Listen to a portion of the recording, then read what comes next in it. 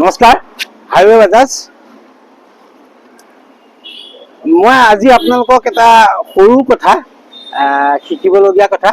আমাৰ যিখিনি নতুন ৰাইডাৰ আছে বা তেখেতসকলে নতুনকৈ বাইকখন লৈছে বা কিছুমান জানি শুনিও কিছুমান সৰু সৰু ভুল কৰে, যাৰ কাৰণে আমাক গাড়ীখনৰ লং লাষ্টিং নকৰে। চ' মই এটা সৰু আপোনালোকক দেখুৱাবলৈ বিচাৰিছোঁ। ৰাতিপুৱা যেতিয়া আপোনালোকে ঘৰত সোনকালে শুই উঠি পেলাই গাড়ীখন ষ্টাৰ্ট দিব বা ক'ৰবালৈ যাব, নিয়ৰ পৰি আছে বা গোটেই ৰাতিটো গাড়ীখন ঠাণ্ডা হৈ আছে, তেতিয়া আপোনালোকে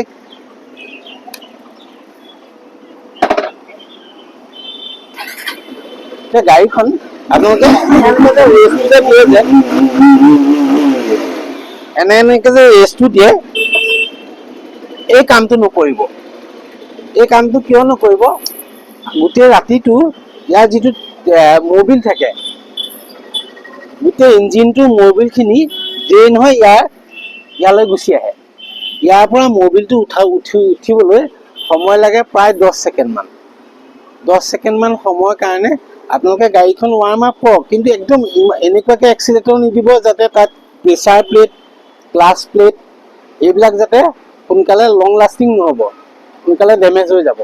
চ' আপোনালোকে সেই কামটো কেতিয়াও ভুলতো নকৰিব। থেংক ইউ হাইৱে বাজাজ। আমাৰ চেনেলটো like, comment, share and subscribe কৰিব। ধন্যবাদ।